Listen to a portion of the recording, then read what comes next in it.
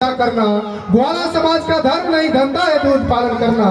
तो आए पंडितों, तुम्हारा भी जो पूजा पाठ तुम करते हो ये धर्म नहीं धंधा, और इस बात को स्वीकार करना पड़ेगा आपको, हमको। आप जो अज्ञानता के मोह में दलदल में फंसे हुए, पाखंडवाद के दलदल में फंसे हैं, आप अपने बच्चे को शिक्षा दीजिए, यही सबसे बड़ा हथियार होगा। Education is the best way of success, without education we can not do anything else. So education is the first thing for us and success doesn't comes to you, you go for it. यदि आपको सफलता चाहिए तो सफलता के पास चलना पड़ेगा, इसके लिए आपको प्रयत्न करना पड़ेगा। ये मंच पर मैं ज्यादा वक्त नहीं लूंगा, लेकिन ये इस तरह का मंच हम लोग जो चाहते हैं, अयोध्या बाबा जहाँ रहते हैं तो मुझे अवसर मिल जाता है। साहब जी को फर्स्ट बार मुलाकात हुई है, लेकिन बैनर और पोस्टर देख करके मेरे अंदर जो खुशी है, उस खुशी को मैं वर्ड में, शब्दों में बयां नहीं कर सकता। यदि इस तरह का चर्चा, परिचर्चा इस तरह के मंचों से भी हो, हम लोग तो अपनी कुर्बानी देने के लिए, इस देश में परिवर्तन के लिए आर पार की लड़ाई शुरू है। इसलिए सबसे पहले दोस्त और दुश्मन का पहचान करना होगा। आपका दोस्त कौन है, आपका दुश्मन कौन है। लंबी बात मैं मुकेश से सुन रहा था कि साहब जी कल से ही विचारधारा से ओतप्रोत ब्राह्मणवाद की खाल खींच लिया। ब्राह्मणवाद की खाल खींचने की जरूरत तो है ही। हमारा लोग यदि खुद से समझ जाए तो हमें ब्राह्मणवाद से क्या मतलब। वो कुछ भी करे 10% लोग, 90% लोग यदि हम सुधर जाएंगे। आज ये संविधान की कॉपी है ना, सभी ब्राह्मण के घर में है। ब्राह्मण का बेटा संविधान पढ़ता है, आपका बेटा जन्माष्टमी अनंत पूजा का कावड़ ढोता है, गीता रामायण कुरान बाइबिल पढ़ रहा है। दुर्गा पूजा कैसे होगा बस्ती में, इस चीज का तैयारी कर रहा है। सरस्वती पूजा की तैयारी कर रहा है, जन्माष्टमी की तैयारी कर रहा है, ऑर्केस्ट्रा मेला का तैयारी कर रहा है। मैंने घोषणा किया है कि आने वाला जो 14 अप्रैल है, 5 दिन का मेला रखूंगा। 9 तारीख को सम्राट अशोक का जयंती है, 11 तारीख को ज्योतिबा फुले का जयंती है, और 14 को बाबा साहब अम्बेडकर का जयंती है। तो 9 से 14 तक मेला रहेगा, 5 दिवसीय मेला। उसमें तरह तरह के कार्यक्रम साहब जी को भी बुला करके, और अन्य जो वरिष्ठ वक्ता लोग हैं, दिलीप मंडल है, प्रोफेसर रतन लाल है, डॉक्टर लक्ष्मण यादव है, आदि लोगों को ला करके। और मैं ये बात कहना चाहूंगा एकता के लिए कि इस देश में 90% आबादी मूल निवासी इस बैनर पर लिखा है। तो आप आज से भूल जाइए कि हम चमार हैं, आप भूल जाइए कि हम डोम हैं, आज आप भूल जाइए कि हम पासमानदा है, आज आप भूल जाइए कि हम यादव है, आज आप भूल जाइए कि हम मेहता है, आज आप भूल जाइए कि हम मंडल है। ये जब तक आप नहीं भूलिएगा तो मूल निवासी कहना हमारा कोई सिद्ध नहीं होगा, कि कोई फायदा नहीं होगा। मैं कैसे है इस बात को 1 मिनट में सिद्ध कर देता हूँ। आप समार है, आप किसी पंडित जी से पूछिए कि हमारा डी किस चीज का है। कभी पूछे हैं कुंदन जी? तो बोलेगा नाक का डी।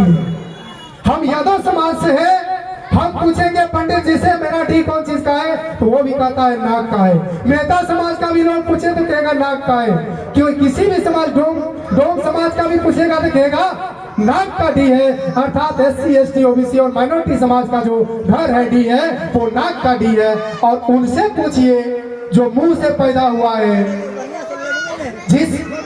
जो मुंह से पैदा हुआ, अपने बेटी से भी शादी किया है, ऐसे घिनौने हरकत करने वाले का मैं इस मंच से पुरजोर विरोध करता हूँ। इसके लिए यदि जेल भी जाना चाहेगा पड़ेगा तो मैं पहले तैयार हूँ। मैंने कहा था कि तुम चुपके से मेरे ऊपर, राजेश चौधरी ने कहा कि मैं केस कर दूंगा। मैंने कहा केस करने की तेरी औकात नहीं है, यदि औकात है तो मुझे इस पूरे रोड पर से उठा करके जेल ले चलो।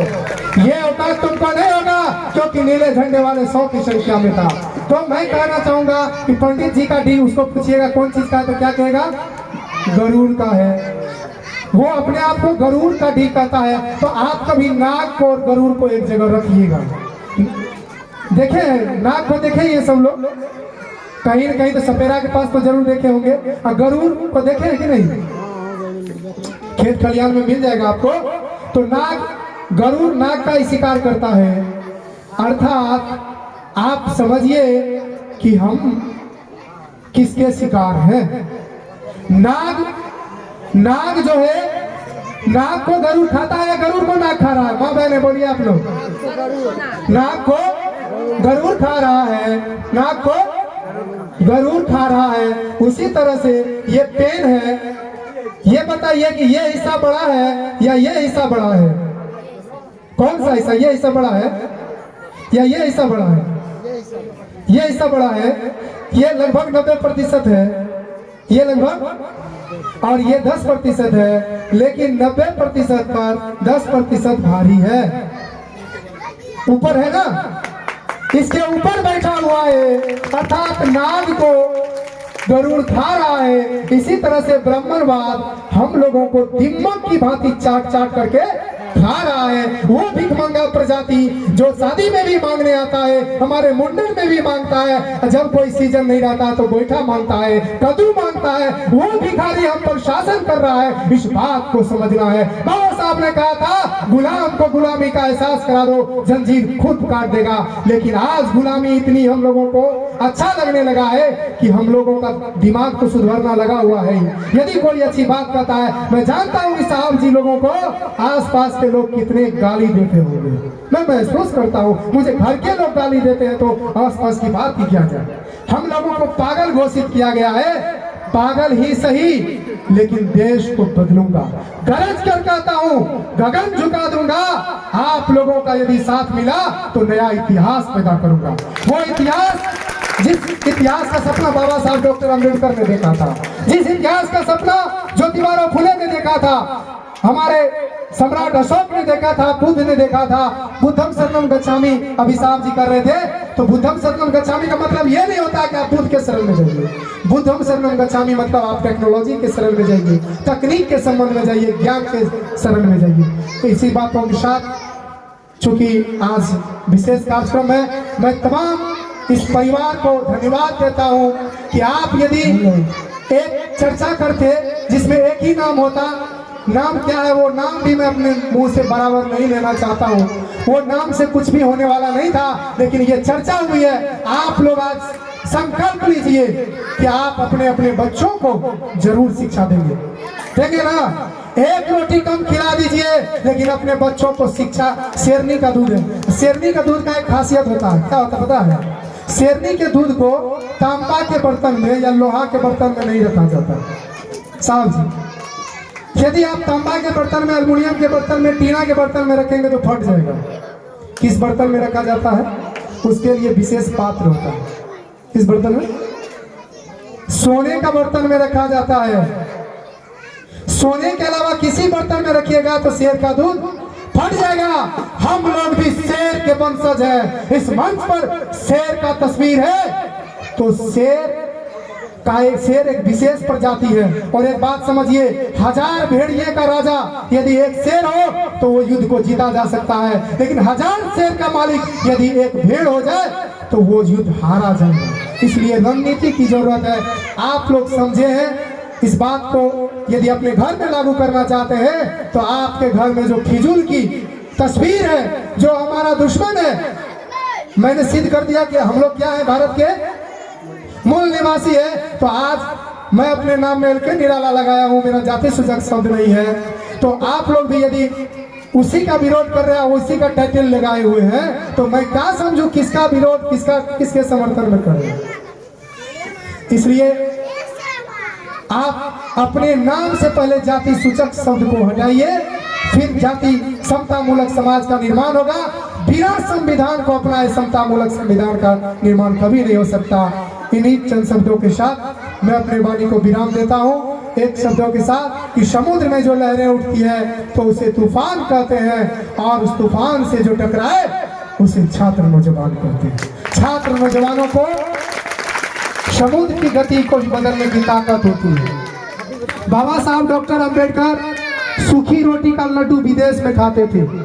4 बेटा था, चारों बेटा मर गया। और अब जब गोलमेज सम्मेलन में जा रहे थे, बाबा साहब का बेटा मर गया। किसी ने कहा कि आपका बेटा मर गया। आपको यदि कोई अभी सत्संग में बैठे हैं, हम हो कि साहब जी हो कि आप हो, सबका बराबर का ही थोड़ा थोड़ा अंतर होगा। अगर आपको पता चल जाएगा आपका पड़ोसी मर गया, भाई को छोड़िए, बेटा को छोड़िए, तो आप थोड़ी देर के लिए जरूर विचलित हो जाएंगे और यहाँ से उठ खड़े होंगे। लेकिन बाबा साहब को किसी ने कहा रेलवे स्टेशन पर कि आपका बेटा मर गया। बाबा साहब एक मिनट के लिए सोचा और कहा कि एक बेटा के लिए करोड़ों बेटा का बलि नहीं कर सकता। अर्थात यदि मैं गोलमेज सम्मेलन में नहीं जाऊंगा तो तथाकथित ब्राह्मण लोग जो आज आपको वोट का अधिकार है, ये वोट का अधिकार यदि नहीं होता तो आपकी गिनती आदमी में नहीं जानवर में होता। बाबा साहब ने 7 अधिकार मांग करके लाया था, इसमें से 2 ही मांग जो वोट का अधिकार है वो आपके पास रहा, इसलिए आपके पास वोट का अधिकार है। ये आपके पास SC ST एक्ट है और मौलिक अधिकार कर्तव्य है। इन बातों को, संविधान को अंगीकार करके आप लोगों को कुछ सीख सकते हैं, समझ सकते हैं। इसलिए ये भारतीय संविधान पर फूल माला चढ़ाने की जरूरत नहीं है। किताब में यदि संविधान में दिमाग लग जाएगा तो मैं आपको लिख करके आज गारंटी दे रहा हूँ कि हमारे पूर्वजों की दशा क्या थी। बहुत दिन नहीं हुआ इतिहास, 25 साल पहले चले जाइए, राजपूत ब्राह्मणों के दरवाजे पर हम लोगों को जाने की इजाजत नहीं थी। जूते आप तो छोड़िए, यादव मेहता समाज के लोग आज जो बगी बगाड़ते हैं कि हम ऊंचे जात के लोग हैं, उनको अभी जूता खोल करके जाना पड़ता था। तर्क इतना ही है कि कोई 10 जूता खाया है, कोई 5 जूता खाया है, कोई 25 जूता खाया है, लेकिन सब खाया जूता ही है और जूता मारने वाला एक ही लोग है। इसलिए जूता खाने वाले सभी लोगों एक हो जाओ। यदि एक नहीं होगे तो जिस तरह से तुम्हारे पूर्वजों के साथ, तुम्हारे पूर्वजों के कमर में झाड़ू लटकाया गया था और सिर में हंडी लटकाया गया था, और तुम्हारे परछाई से भी, जिस मंदिर में आज तुम जाते हो पूजा पाठ करने के लिए, इस देश का राष्ट्रपति रामनाथ कोविंद है, जब उनके जाने से मंदिर छुआ सकता है तो तुम किस खेत की मूली। जब अखिलेश यादव उत्तर प्रदेश के मुख्यमंत्री है, वो मुख्यमंत्री की गद्दी से उठता है, गंगा जल से उस पूरे मुख्यमंत्री आवास को धोया जाता है। जीतन राम मांझी मधुबनी के मंदिर में जाता है, सुपौल के मंदिर में जाता है तो उस मंदिर को दूध से धोया जाता है, गंगा जल से शुद्ध किया जाता है। तो आज पासवान समाज के हड्डी से लोग छुआता है, तो आप लोग थोड़ा शर्म करो। कबीर साहब की एक पंक्ति है, वो कह करके मैं अपनी वाणी को विराम दूंगा। कबीर साहब गृहस्थाश्रम में रहते थे, वो बकरी पालन भी करते थे, जानते हैं कि आप लोग, वो चादर भी बेचा करते थे। तो बकरी कभी मंदिर चला जाता था, कभी मस्जिद चला जाता था, तो पंडित और मौलवी उनसे शिकायत करते थे, कबीर आपका बकरी हमारे मंदिर में चला आता, मस्जिद में आ जाता है और मंदिर मस्जिद को गंदा कर देता है। तो कबीर साहब ने कहा, माफ कीजिए साहब, जानवर है इसीलिए चला जाता है, मैंने कभी गया क्या? बात समझ में आई? बहुत लोगों को नहीं समझ में आया होगा। कबीर साहब ने कहा, माफ कीजिए साहब, जानवर है इसीलिए चला जाता है, मैं कभी आपके मंदिर और मस्जिद में गया क्या?